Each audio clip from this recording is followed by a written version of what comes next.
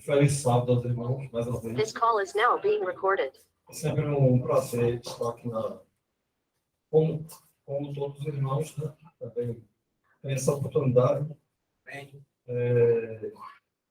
Vou falar sobre um assunto bem importante hoje. Para alguns pode não ser, né? Mas ele é um assunto de uma importância muito grande, porque ele tem a ver com a salvação.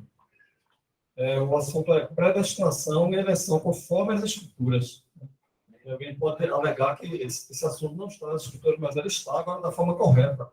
Não como o calvinismo distorceu e muitas outras pessoas estão indo nessa onda, inclusive pessoas que eu até me admirava, né? Porque eu sabia que era presbiteriana. Eu estou falando aqui porque todo mundo já sabe. Pelo menos alguma parte. A igreja presbiteriana ela segue essa linha de Calvino. E achei interessante porque eu conheci pessoas que eram batistas que também seguiam essa linha. E essa assim também eu estranhei, né? Então, eu acho um assunto importante, porque pode existir até... Eu não sei, eu creio que todos que estão aqui creem da forma correta. Mas é bom a gente, assim, avançar um pouco no assunto, porque às vezes a pessoa pega algum versículo e fica... Né? Algumas pessoas, não sei. Todos nós podemos ter dúvidas sobre muitas coisas. Então, eu vou dar aqui uma introdução, citando alguns versículos, que está em Efésios, capítulo 1, versículo. E nos predestinou para filhos de adoção por Jesus Cristo, para si mesmo, segundo o beneplácito de sua vontade. Esse é um versículo. Fala da predestinação. Ele nos predestinou para filhos de adoção por Jesus Cristo. Agora vamos ver Romanos, capítulo 8, versículo 29 a 30. Porque os que de antemão Deus os conheceu, também os predestinou. E aos que predestinou, também os chamou. E aos que chamou, a estes também justificou. E aos que justificou, a estes também glorificou. Romanos capítulo 8, versículo 29 a 30. Os que pregam a predestinação chamada fatalista, né? Entende que esse versículo de Deus já predestinou propositadamente pessoas para serem salvas, Deus para serem condenados. Mas se a gente analisar o texto, o próprio texto diz que não é dessa forma. O próprio texto diz assim, porque os que de antemão Deus os conheceu, de antemão conheceu. Eu grafei essas palavras, de antemão, né, conheceu. Depois que já conhecendo, aí ele predestinou já na sua onisciência, né? Na sua presciência. E aos que predestinou, já chamou. Né? E aos que chamou, aí se justificou. E aos que justificou, glorificou. É toda uma sequência, né? Desde a eternidade que Deus já tinha em mente para traçar para aqueles que realmente se salvariam. E, em convergência com esse mesmo texto, o apóstolo Pedro também diz, eleito segundo a presciência de Deus, em santificação do Espírito, para a obediência e a expressão do sangue de Jesus Cristo.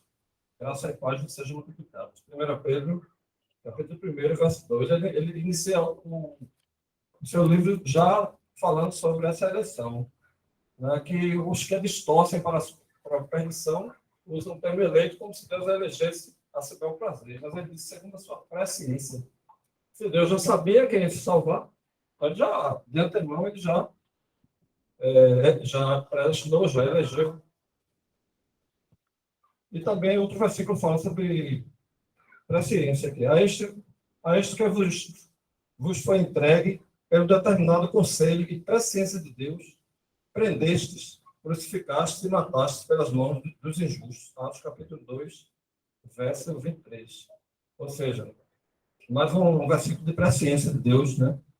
Que Deus já havia determinado o seu conselho. Não que ele determinou que aquelas pessoas prendessem e matassem Jesus, mas a sua presciência, né? Deus usando mesmo o livre-arbítrio do homem, já traçou aquele caminho dentro, sem interferir no livre-arbítrio do ser humano. Ele já traçou o caminho dele para que Cristo fosse crucificado para a nossa salvação. Aí eu queria dividir essa é uma introdução. O assunto eu dividi em duas partes. A primeira parte vou falar sobre o tempo de Deus. O tempo de Deus, né? E também o tempo cronológico. O tempo de Deus tem uma palavra que fala sobre o tempo de Deus, é kairos. É uma palavra de origem grega que significa momento certo, ou oportuno, relativa a uma antiga noção que os gregos tinham do tempo. A noção de tempo, representada pelo termo kairos, teria surgido a partir de uma personagem da mitologia grega. Kairos era filho de Cronos, deus do tempo e das estações, e que, ao contrário de seu pai, expressava uma ideia considerada metafórica do tempo. Para Kairos, o tempo era não linear, e que não se pode determinar ou medir. Uma oportunidade ou mesmo uma ocasião certa para determinada coisa. Pode-se entender que o chamado Kairos é um momento oportuno, que pode estar presente no espaço de um tempo físico, determinado por Cronos, segundo a mitologia grega. Em outras palavras, Kairos seria o período ideal para a realização de uma coisa específica, que pode ser um objeto, processo ou contexto. Atualmente, no grego moderno, a palavra Kairos possui significado de tempo climático, similar ao significado da palavra weather, em inglês. No âmbito religioso, a palavra Kairos é utilizada no sentido de tempo espiritual, ou tempo de Deus. Ele diverge do conceito cronológico de tempo terrestre, ou seja, as horas, os dias, os anos, etc. O chamado Kairos de Deus não pode ser medido, pois, de acordo com uma das passagens da Bíblia, um dia para o eterno é como 1000 anos. E 1000 anos como um dia. 2 Pedro, capítulo 3, verso 8. Vocês podem até, assim, alguém pode divergir de alguma coisa que eu vou falar aqui. Porque a gente fala que está escrito doutrinariamente e a gente não pode fugir do que está escrito. Mas a gente também pode expressar uma opinião. Não impor, mas não pode impor a opinião, a gente pode expor. Eu vou também dar a minha opinião em relação ao raciocínio lógico, em relação ao tempo de Deus. Seguindo aqui o estudo, eu falo o seguinte: para a filosofia grega, Kairos significava a ideia de tempo momentâneo, uma oportunidade ou um período específico para a realização de determinada atividade. Então, foi como eu falei. Kairos não era entendido como um tempo cronológico, mas sim como um momento no presente ideal para algo. Já o tempo cronológico eu já sabendo, né? Medida em horas, minutos, segundos, meses, anos. Então, mas para a igreja cristã, os termos Kairos e Cronos são antagônicos, no sentido de um significar o tempo de Deus, Kairos, e o outro, o tempo dos homens, humanos, né? Que mede pela cronologia. Eu quero dar um exemplo aqui de tempo. Por exemplo, de Enoque, Elias e Moisés. Uma coisa que eu creio, no meu entendimento, são 3 ações que Deus fez. O caso de Enoque, vamos falar o versículo aqui, depois você pode conferir. Enoque. E foram todos os dias de Enoque 365 anos. E andou Enoque com Deus. E não apareceu mais, porquanto Deus para si o tomou. Gênesis capítulo 5, versículo 24. Vamos ver o caso de Elias. E sucedeu que, indo eles andando e falando, eis que um carro de fogo, com cavalos de fogo, os separou um do outro. E Elias subiu ao céu no redemoinho. 2 Reis, capítulo 2, verso 11. E no caso de Moisés agora. Mas o arcanjo Miguel, quando contendia com o diabo e disputava a respeito do corpo de Moisés, não ousou pronunciar juízo de maldição contra ele, mas disse: o Eterno te repreenda. Judas, capítulo 1, verso 9. E também o Deuteronômio. Assim morreu ali Moisés, servo do Senhor, na terra de Moabe, conforme a palavra do Eterno, e o sepultou no vale, na terra de Moabe, em frente de Beto-Peró. E ninguém soube até hoje o lugar da sua sepultura. Deuteronômio capítulo 34, versos 5 e 6. Assim, por que eu estou falando desses 3?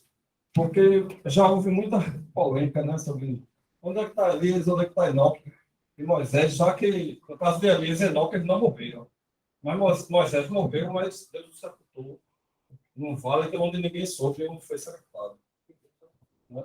Então, assim, no caso de. Vou citar primeiro Enoque, que foi arrebatado. Né? Ele foi tomado por Deus, né? E ninguém mais ouviu. Eu acredito que no caso de Elias, no caso de Enoque, eu estou falando, eu entendo que Deus, como o tempo de Deus é o tempo Kairos, para Deus tudo está presente. Nós vemos uma coisa pelo sentido cronológico, mas Deus não. Para Deus tudo está presente. Quando falava, questionava Jesus sobre ressurreição, sobre essas coisas, a Jesus disse assim, ó, para Deus todos vivem. Ele falou que era por isso que era Deus dos vivos, Deus de Abraão, Isaac e Jacó. Para Deus todos vivem. Não que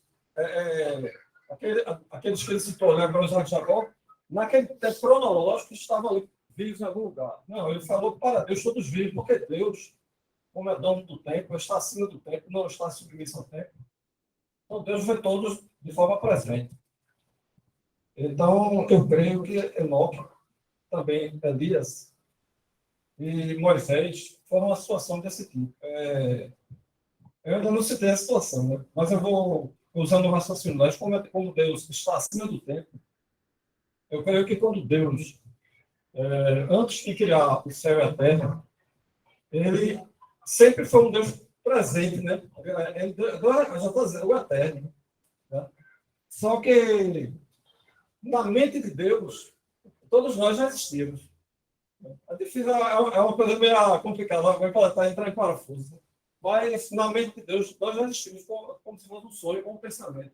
Estava tudo na memória. Tudo que estamos vivendo aqui, que eu estou falando, isso aí Deus já viveu todos esses momentos na sua onisciência, onipresença. Mas, o que foi que Deus fez? Qual foi a diferença aí do Kairos, né, do presente de Deus para a diferença para o cronológico? Foi exatamente onde até a própria ciência ela chega a essa conclusão, porém ela não crê em Deus. Foi quando Deus criou o céu e a terra, quando Deus iniciou o processo de criação, ele traçou na sua eternidade uma linha de tempo. Né? É como se ela abrisse o buraco da eternidade. Eu estou usando essas palavras porque eu não tenho palavras científicas. Né? É como se ela abrisse algo na eternidade e abriu um espaço ali de tempo, onde ali ele expôs aquilo que já estava nele, na sua mente. E começou a criar todas as coisas, criou uma linha de tempo. Então, eu estou dizendo isso aqui, eu não sei se vocês estão acompanhando o raciocínio, para falar sobre o fato de ele conhecer de antemão, né, as nossas atitudes, a nossa salvação, né, tudo isso. Porque Deus, como ser eterno, como eu já citei aqui, ele já sabia. Mas, para que Deus, como ser eterno, a sua natureza, ele não ia entrar no tempo. Ele criou o tempo e espaço. Mas para que ele pudesse participar, foi que ele gerou de si a pessoa do Jesus Cristo, o verbo, né? Como diz no princípio era o verbo. Então, a partir do verbo, Deus criou todas as coisas. Todas as informações estavam ali, no verbo, Jesus, né? Que foi o executor da obra de Deus. Deus é o autor e Cristo, né? Que é o mediador também da criação. Mas voltando, Elias, Enoque, no caso de Enoque, eu creio que Deus tomou Enoque nessa linha do tempo, ele tirou Enoque dali, porque Enoque andou com Deus, e conduziu ele no tempo para o arrebatamento. Porque para Deus isso aí, a gente pode achar algo absurdo, passar coisa de filme de Volta ao Futuro, mas eu tenho esse entendimento pelo poder de Deus. Claro que Deus vai pegar alguém do presente e vai mandar para o passado, porque isso aí Deus estaria desorganizando a própria criação. Mas para o futuro ele poderia fazer. Então ele pegou Enoque e levou ele diretamente já para o arrebatamento. Esse é o meu pensamento, alguém pode discordar. E no caso de Elias, né, que Elias também não morreu, e no caso de Moisés, ele morreu. Mas em algum momento, Deus o ressuscitou para aquele momento ali, no Monte Tabor, Cristo. Ele levou aquela situação que Jesus levou Pedro, Tiago e João para o Monte Tabor, e ali ele manifestou a sua glória. Né? Eles estavam presentes ali, Elias e Moisés. Então, como Elias e Moisés poderiam estar ali se Deus não tivesse intervido de alguma forma no tempo. Eu creio assim. Então, Deus ressuscitou Moisés naquele momento, ou um pouco antes, para estar ali com Elias e com Moisés e Pedro e Tiago e João viram aquela cena. E depois disso, conduziu eles mesmo para o arrebatamento. Porque para Deus, aquilo que eu falei, a linha do tempo, Deus pode fazer isso, transferir do tempo para hoje. Para o futuro, no caso, né? Para o arrebatamento. Então, assim, meus irmãos, é uma linha de raciocínio que eu tenho, não ferindo as escrituras, né? Porque a Bíblia diz que, como Pedro falou, que um dia para Deus é como 1.000 anos como um dia. Aí, entrando nesse assunto, vou seguir a questão da predestinação bíblica, entendendo que Deus traçou sem intervir no livre-arbítrio humano. Porque, como está em 1 Timóteo, capítulo 2, verso 4, diz assim, Deus que quer que todos os homens se salvem e venham ao conhecimento da verdade. Então, voltemos aqui essas considerações gerais sobre o livre-arbítrio. As teses que passam a enumerar, esse aqui foi um estudo que eu peguei da internet, mas é muito importante eu citar aqui, para a gente ter uma compreensão sobre o livre-arbítrio humano. São importantíssimas em relação ao assunto de estudo. Primeiro, o livre-arbítrio humano é um ensinamento bíblico. 2, o livre-arbítrio humano é uma experiência humana. 3, a obrigação moral sem o acompanhamento do livre-arbítrio é uma ideia absurda. Portanto, não pode haver sistema ético ou moral sem o conceito básico do livre-arbítrio humano. É como se pode ter um conceito moral se não tiver o livre-arbítrio. Deus não ia programar você para fazer o bem, programar outro para fazer o mal. Então, seria um absurdo, uma ideia absurda essa. Portanto, não pode haver sistema ético ou moral sem o conceito básico do livre-arbítrio humano. 4. A chamada divina ao arrependimento e à fé que nos é feita por intermédio da Bíblia e que convida a todos os homens seria um escárnio, um absurdo se o livre-arbítrio humano não fosse uma realidade. 5. Existe uma graça geral divina que permite a todos os homens se arrependerem. Em outras palavras, todos os homens podem arrepender-se, se assim o quiserem fazer, embora todos se tenham distanciado imensamente de Deus. Abaixo enumerados alguns sentidos mais amplos da doutrina bíblica do livre-arbítrio humano. Livre-arbítrio é um ensinamento bíblico. A mensagem cristã inteira diz que Cristo veio para salvar os pecadores. E dele se espera que eles correspondam à graça divina ao arrependimento. Atos capítulo 2, verso 38. O trecho de João, capítulo 7, versículo 17, subentende que a aceitação da salvação oferecida por Cristo depende da vontade humana de fazê-lo. Por isso, inclusive a gente falou sobre esse assunto hoje aqui. Por isso é que diz a tradução inglesa de Williams, aqui vertida para o português. Se alguém estiver disposto, presente em geral, se alguém estiver disposto a continuar fazendo a vontade de Deus, saberá se o meu ensinamento vem de Deus ou se meramente expresso minhas próprias palavras. Então, se alguém quiser ler os versículos, Romanos, capítulo 8, verso 32. E 11, verso 32 também. Tito, capítulo 2, verso 11. João, capítulo 12, versículo 32. 1 João, capítulo 2, verso 2. Eu citei muitos capítulos. Vamos alguém ler 1 João, capítulo 2, verso 2, só para a gente não ficar só na leitura aqui. E ele é a apropriação pelos nossos pecados. E não somente pelos nossos próprios, mas ainda pelos do mundo inteiro. Então, isso aí, né? Ele é a propiciação pelos nossos pecados, mas não só pelos nossos, mas pelo mundo inteiro. O apóstolo João, ele distingue bem aí a questão de que o sacrifício de Cristo só foi para pessoas contadinhas, não só vai salvar aqueles números. Não, a propiciação de Cristo para todos, em geral. Mas, infelizmente, devido ao livre-arbítrio, que Deus respeitou esse livre-arbítrio do homem, que não fomos feitos robôs, infelizmente, haverá aqueles que não corroborarem com essa graça. Que subentende a real possibilidade de salvação para todos os seres humanos, o que seria verdade, a menos que todos pudessem crer. De fato, a capacidade de vir a crer é algo inerente em todos os homens, portanto, que queiram fazê-lo. Quando a conversão surge à frente dos indivíduos, duas estradas. Com a sua própria vontade, o homem pode querer seguir aquilo que está de acordo com a vontade de Deus. Quando do arrependimento, o homem quer arrepender-se, Deus lhe confere poder para tal. Não podemos negligenciar qualquer desses aspectos. O ser divino sempre vem ao encontro do ser humano. O ser humano sempre coopera com o ser divino. É assim que o homem usa de seu livre-arbítrio, exercendo arrependimento e fé, e, portanto, se convertendo. Isso eu vou traduzir um pouco isso aí, porque vamos ficar na leitura. Eu estou dizendo aqui que, embora tenhamos o livre-arbítrio, mas a graça de Deus, ela nos estimula, né? Nos impulsiona a fazer o que é certo. E em relação ao sacrifício de Cristo, ele nos constrange, né? A nós olharmos para nós e vermos que temos um Salvador e que podemos mudar de atitude. E, por outro lado, tem a influência do inimigo também. E que o inimigo também interfere, pode interferir na decisão do homem, nós sabemos que sim. Né? O homem pode até estar bem intencionado, viver até uma vida boa, mas às vezes o inimigo na mente do homem começa a influenciar para ele seguir um caminho diferente, e aí é um momento onde o homem vai decidir o caminho que ele quer seguir. É por isso que muitos dessa doutrina aí, eu já conversei com alguns dessa doutrina do calvinismo aí, de predestinação fatalista, né, que agora eu defino aquelas pessoas, porque eles confundem algumas passagens bíblicas que falam sobre o vaso de honra e o vaso de desonra.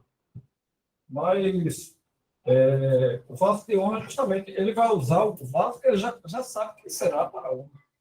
E o vaso de desonra, ele usa porque Deus pode usar a quem quiser, mesmo sabendo que aquele vaso vai ser para a desonra. Mas Deus usou até um jumento para falar com o profeta. Então, Deus ele pode usar quem ele quer. Usa até o diabo, até os demônios, né? Para executar algumas coisas que Deus quer executar. Porque eles, de certa forma, os demônios, eles não têm livre-arbítrio. Eu aprendi isso. Eu sei que isso não é do ensinamento nosso, né? Mas faz sentido, porque, embora ele escolheu o caminho do mal, mas Deus ele tem poder até sobre eles. Por exemplo, sobre um anjo que é do lado de Deus, mas também sobre demônios. Porque se Deus mandar eles executar o se eles executar, ele sabe que a mão de Deus vai pesar de tal forma que eles vão ter que executar. Mas eu estou falando isso de uma forma geral. Quero dizer sobre a soberania de Deus. Né? Quando Deus realiza algo, não há quem peça, não há quem interfira. Foi o caso também de Faraó. Né?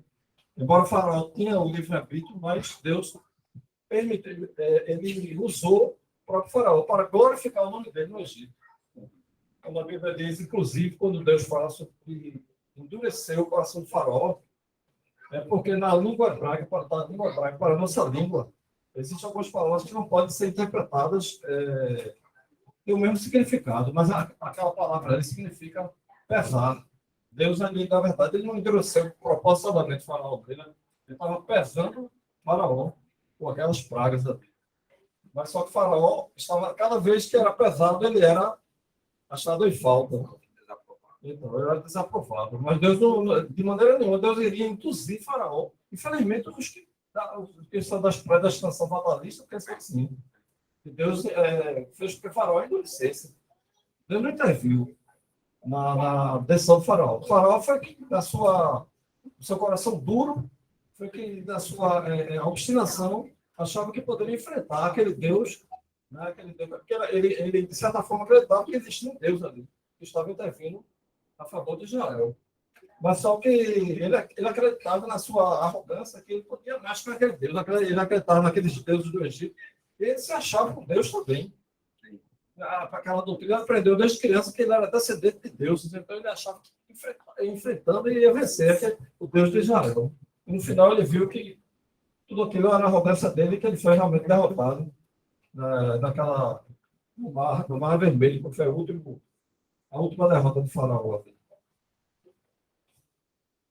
Informação, um pouco cansadora. Vou falar aqui sobre a obrigação moral sem livre-arbítrio. É um absurdo. Nenhum sistema moral será possível, a menos que o indivíduo seja considerado responsável pelas suas ações e decisões. A gente vê isso até na própria lei humana. Né? Mas não existe ninguém, e se você cometer um erro, você faz responsável. Você é uma criança, né? A criança não tem entendimento. Mas a partir dos 18 anos, todos perante a lei sabem o que deve fazer e o que não deve fazer.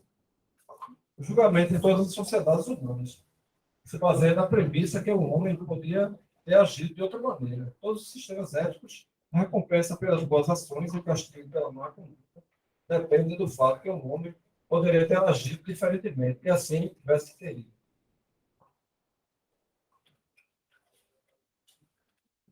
Eu vou avançar um pouco, tá? A chamada ao arrependimento e à fé, dados através da Bíblia, o que visa todos os homens, conforme se vê em 1 Timóteo, capítulo 2, verso 4. E aí, Augusto, por favor.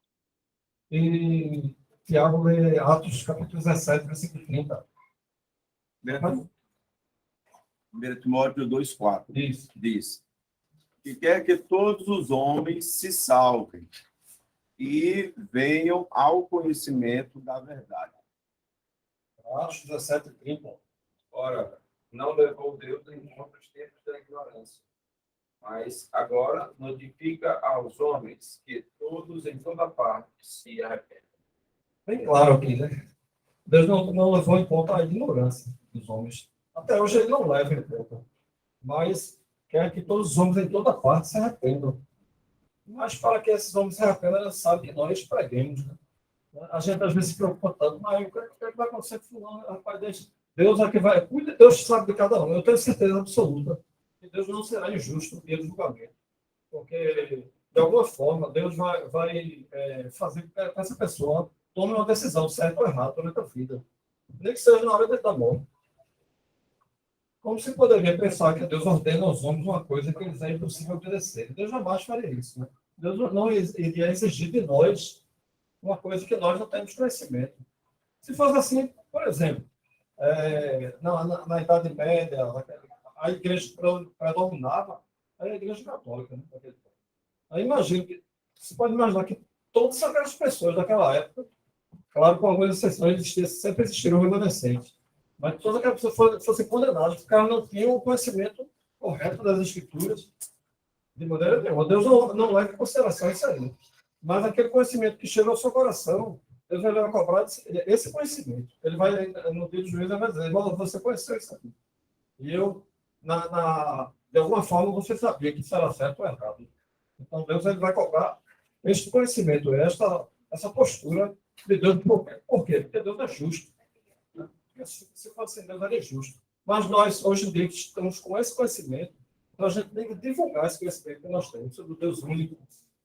E muito tempo as pessoas ficaram sem saber, né? Porque aprenderam errado.